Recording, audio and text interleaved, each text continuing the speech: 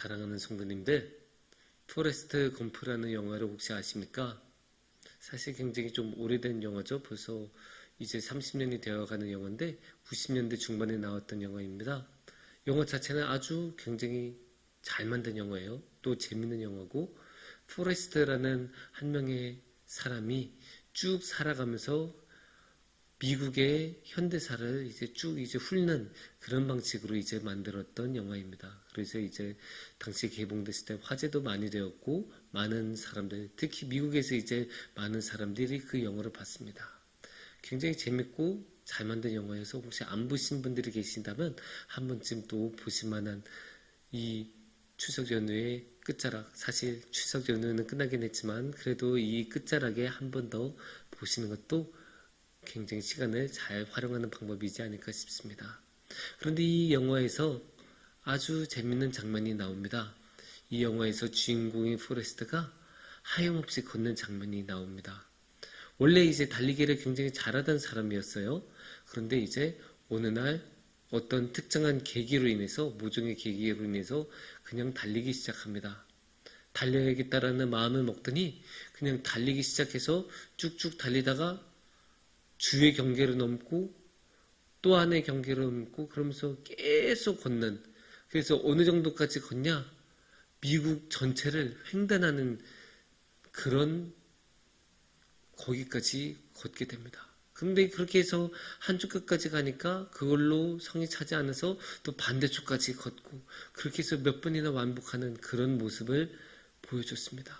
당연히 이제 많은 시간이 걸렸고 몇 년씩이나 그렇게 달리기만 했는데, 그런데 재밌는 거는 이 영화에서 보면, 재밌는 것은 그렇게 달리기만 했는데 아무것도 다른 것 안 하고 그냥 그렇게 달리기만 했는데도 사람들의 주목을 받고 방송사들이 뒤따라가기 시작하고 또 많은 사람들이 이 주인공을 따라서 함께 달리는 그런 장면이 나타났습니다. 그런 것을 보면 무엇을 알 수 있습니까? 한 가지만 꾸준히 제대로 하더라도 사람들의 주목을 받아요. 특히 그냥 끝없이 달리는 것만 해도 사람들의 눈길이 가게 되고 주목을 받게 되고 또 거기에 동참하는 사람들이 생깁니다. 신앙도 비슷합니다. 신앙도 그처럼 끝없이 달리는 그런 성격을 갖고 있는데, 그렇게 신앙에 따라서 끝없이 달리면 그 끝없이 달리는 모습에 사람들이 함께하고 마음을 가고 주목하고, 그래서 이제 함께 끝까지 달리는 그런 모습들을 우리가 볼 수 있습니다. 오늘의 말씀은 그런 식으로 끝없이 달리는 모습을 담고 있어요. 그래서 오늘은 오늘의 말씀을 통해서 이 끝없이 달리는 것에 대해 함께 생각해보고 나누는 시간을 한번 가져보도록 하겠습니다. 오늘의 말씀은 특히 25절을 우리가 주목해 볼 만합니다. 25절에서는 이렇게 말씀하십니다. 그러나 이제는 내가 성도를 섬기는 일로 예루살렘에 가노니. 25절의 말씀에서는 뭐라고 합니까?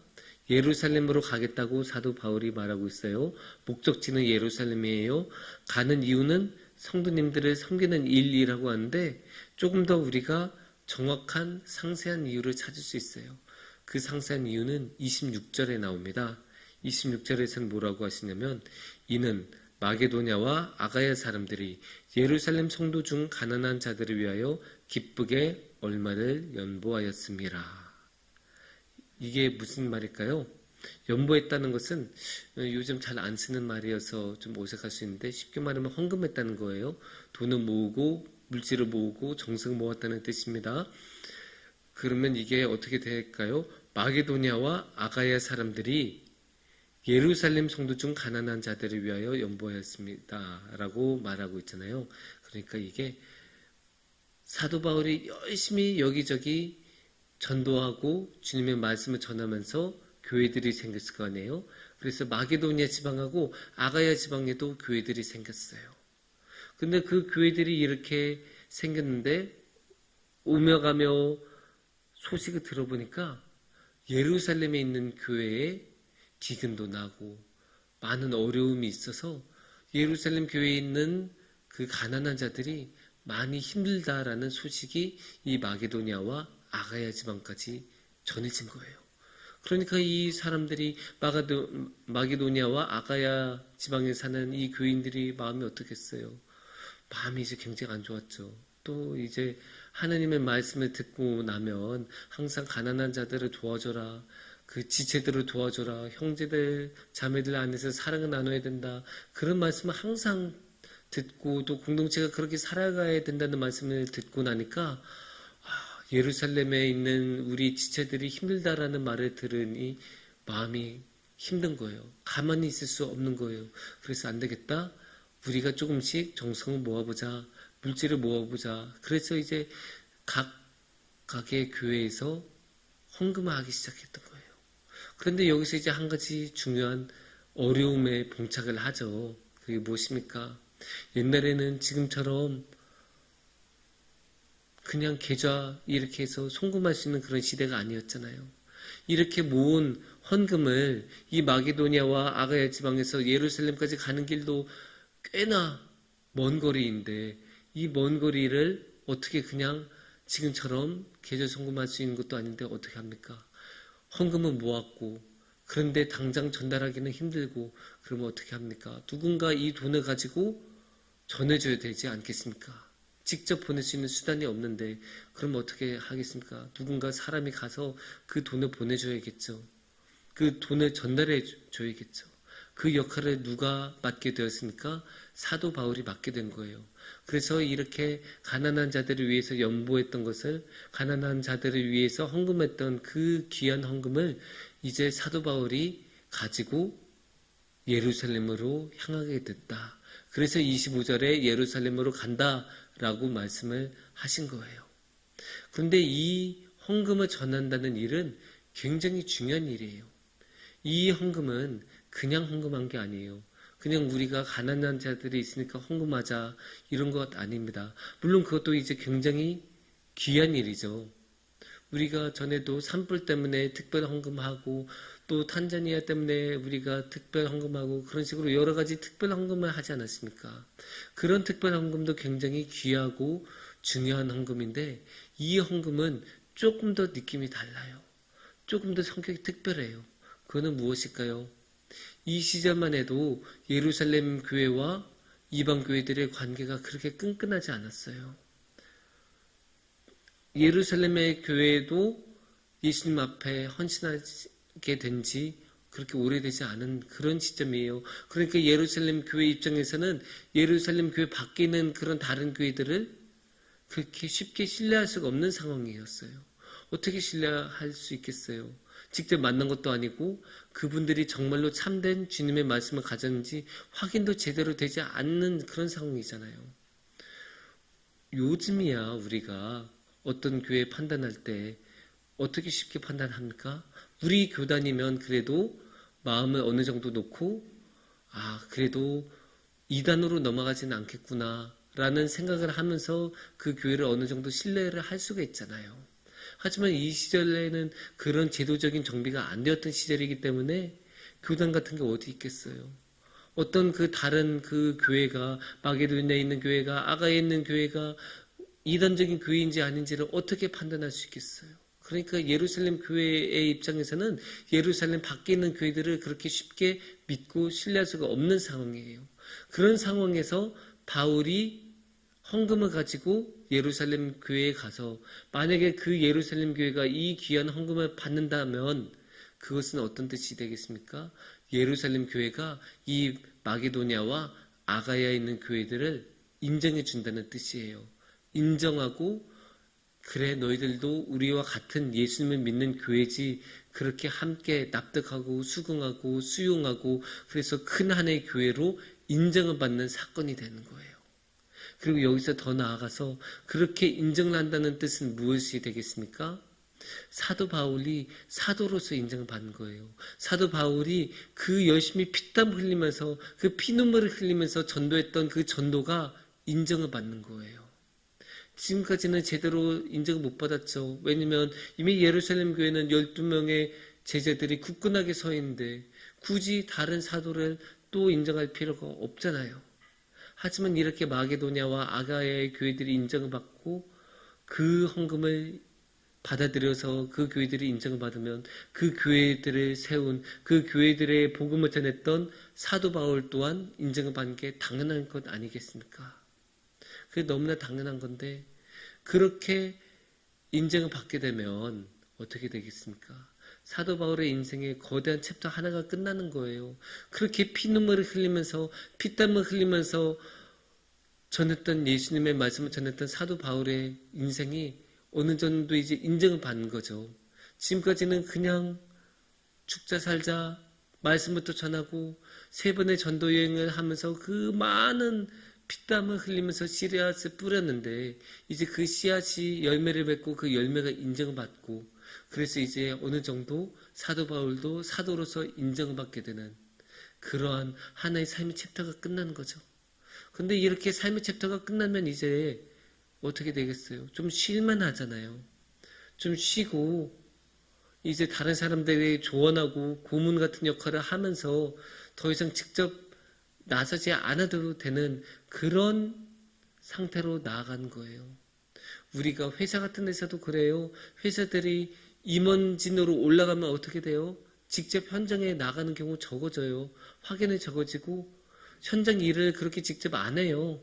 그냥 이제 뒤에서 서류 같은 거 확인하고 결제하고 또 이제 그 회사의 큰 방향 같은 거를 정하는 그런 업무를 하지 직접 현장에 나가서 하나하나 일일이 챙기지 않게 되죠. 그러면 사도 바울도 그래도 되잖아요. 이제 직접 현장으로 안 나가도 되고 직접 선교하러 안 나가도 되고 그냥 이제 좀 편하게 일선에서 뒤로 좀 물러나서 행동해도 되잖아요. 하지만 사도 바울은 안 그래요. 사도 바울은 뭐라고 하냐? 28절을 우리가 함께 보겠습니다. 28절을 보면 그러므로 내가 이 일을 마치고 이 열매를 그들에게 확증한 후에 너희에게 들렀다가 서바나로 가리라. 여기서 너희에게는 누구겠어요? 이 편지를 받는 로마겠죠? 로마 교회예요. 그래서 너희 로마 교회에 내가 들렀다가 어디로 간다고요? 서바나로 간다고 해요. 근데 서바나는 어딘지 혹시 아십니까? 서바나는 스페인을 뜻해요. 그러면 우리가 지도를 보면 로마가 있는 이탈리아가 이렇게 있고 거기서 서쪽으로 훨씬 더 가면 스페인이 있죠. 그러면 이 유라시아 대륙, 우리 한국에 있는 이 유라시아 대륙의 서쪽 끝이 어디로 끝납니까? 스페인과 포르투갈의 이베리아 반도로 끝나요. 근데 이 시절에는 아직 포르투갈이 따로 독립이 됐던 시기가 아니기 때문에 스페인으로 간다는 뜻은 결국 이 유라시아 대륙의 끝까지 간다는 거예요. 지금도 그 포르투갈의 호카고셋이라는 곳으로 가면 세상의 끝, 대륙의 끝이라는 그런 큰 표지가 있거든요. 그러니까 이 시절에 스페인으로 간다는 거는 대륙의 끝으로 간다는 거예요. 근데 이 시절만 해도 대륙의 건너편에 무엇인지 몰랐잖아요. 아메리카 대륙이 있었던 것을 잘 몰랐잖아요. 그러니까 이 대륙의 끝으로 간다는 것은 결국 세상의 끝까지 간다는 거예요. 땅 끝까지 가겠다는 거예요. 그거를 지금 바울은 하겠다는 거예요.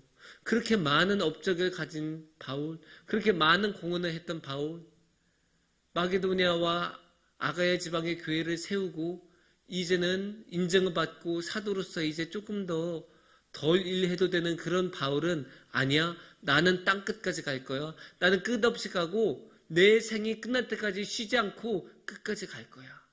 그래서 말 그대로 이 세상의 끝, 땅 끝, 스페인까지 갈 거야 라고 담대하게 말하고 있습니다. 이렇게 끝없이 가요. 근데 끝없이 갈 때 혼자서 갈 수 없다는 것을 알고 있어요. 자신의 힘만으로는 할 수 없다는 것을 알고 있어요. 그래서 공동체적인 힘으로, 공동체의 힘으로 하려고 해요. 지금 15장까지 내는 공동체의 이야기를 했잖아요. 그래서 공동체로서 어떻게 함께 나아갈 수 있냐면 30절 말씀을 볼 수 있습니다. 보면 알 수 있습니다. 30절에서 뭐라고 합니까? 형제들아, 내가 우리 주 예수 그리스도와 성령의 사랑으로 말미암아 너희를 권하노니 너희 기도에 나와 힘을 같이하여 나를 위하여 하나님께 빌어. 그러니까 뭘 해달라고 해요? 기도를 해달라고 해요. 근데 그냥 기도해라 권장한 게 아니에요. 나를 위해서 기도하라는 거예요. 나와 기도로 같이 해달라는 거예요. 기도로 힘을 나한테 달라는 거예요. 기도로 사도 바울에게 힘을 달라고 사도 바울은 간구하고 있어요. 그렇게 기도로 함께 할 때 스페인까지 다 함께 갈 수 있는 거예요.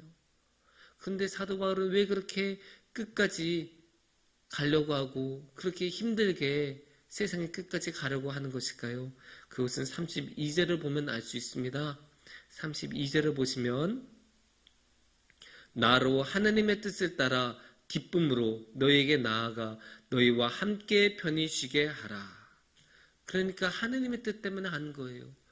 바울의 욕심이 아니에요. 거기 무엇이 있을까 하는 그런 탐험하고 싶은 그런 도전 정신이 아니에요. 하나님의 뜻이 거기에 있기 때문이에요. 그 스페인에도 그 세상의 끝에도 땅 끝에도 하나님의 말씀을 전해야 되기 때문에 그게 하나님의 뜻이기 때문에 스페인까지 가려는 거예요.